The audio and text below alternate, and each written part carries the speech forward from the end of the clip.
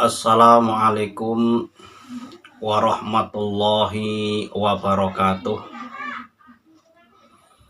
Bismillah, alhamdulillah, wassalatu wassalamu ala rasulillah amma ba'dah.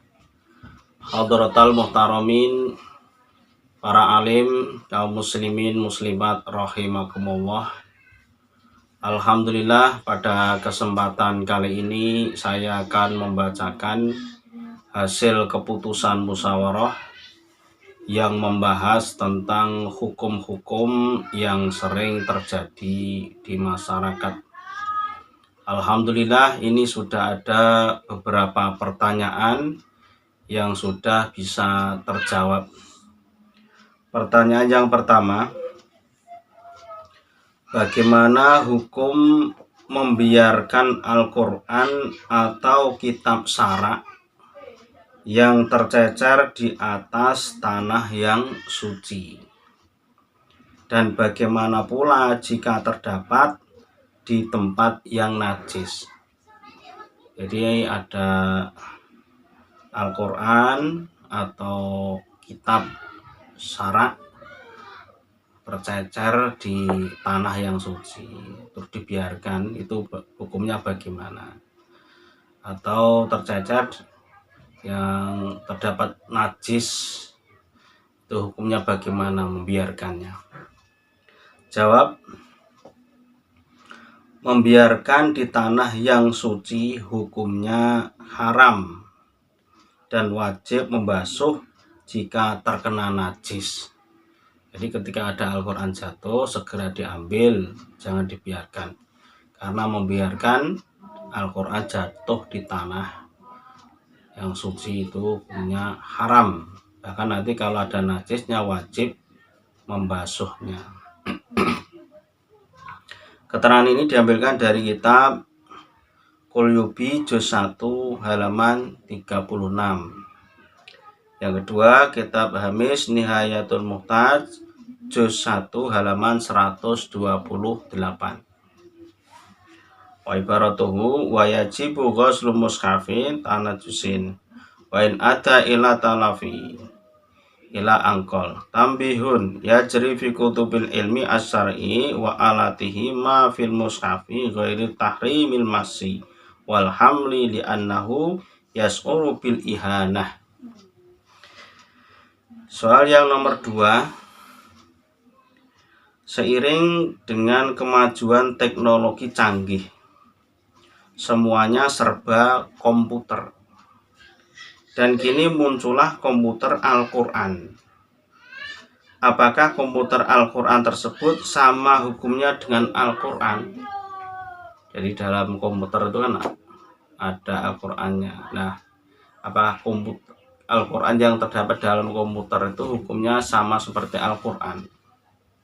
Jawab, komputer Al-Quran tidak bisa disamakan dengan Al-Quran. Sebab tulisan Al-Quran dalam komputer hanya merupakan pancaran sinar, tidak merupakan tulisan Al-Quran. Jadi tulisan yang ada di komputer itu cuma pancaran sinar, bukan tulisan Al-Quran. Keterangan ini diambilkan dari kitab Hamis Nihayatul Muhtaj juz 1 halaman 124. Wa ibaratu wa yukhadu minhu annahu law naqasal Qur'an ala khosabatin wa khotamil biha al-awraqu bi qasdil qira'ah wa sara yaqra'ul khurmah wa laisa minal kitabati ma yaqusu bil maqasi ala surati harfil qur'ani min waraqin au qomasin fala yahrum masuhu. Soal yang nomor 3, bagaimana hukum membuat pakaian seperti baju dan sarung yang bertuliskan nama-nama yang diagungkan, asma mu'adzam, asmaul husna, dan bagaimana pula hukum memakainya? Jadi membuat baju bertuliskan asmaul husna itu Hukumnya bagaimana dan bagaimana hukum memakainya?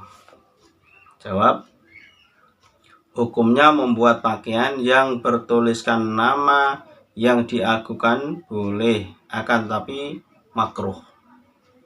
Demikian pula hukum memakainya, kecuali kalau pemakaiannya ada unsur penghinaan, maka hukumnya haram. Jadi membuat pakaian yang bertuliskan Asmaul Husna itu boleh tapi makruh. Kecuali kalau ada unsur penghinaan malah dihukumi haram. Keterangan ini diambilkan dari kitab Al-Iqna juz 1 halaman 90. Yang kedua kitab Asy-Syarwani juz 1 halaman 154. Wa ibaratuhu yukrahu katabal Quran ala haidin walau li masjidin wa siyabin wa ta'amin wa naudhalika.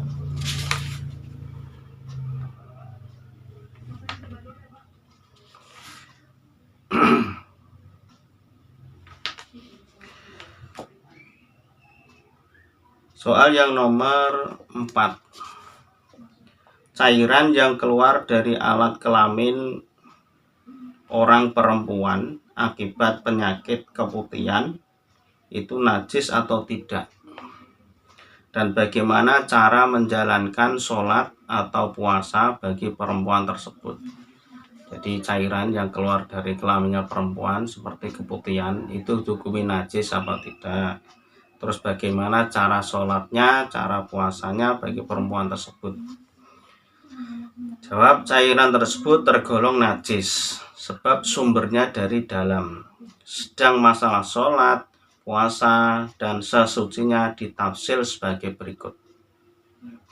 A. Kalau keduanya secara terus-menerus, kalau keluarnya secara terus-menerus sebagaimana orang beser, maka sholat dan sesucinya seperti orang yang beser. Dalam arti alat kelamin disucikan terlebih dahulu, kemudian dibalut dengan semisal kapas, selanjutnya berwudu dan segera sholat.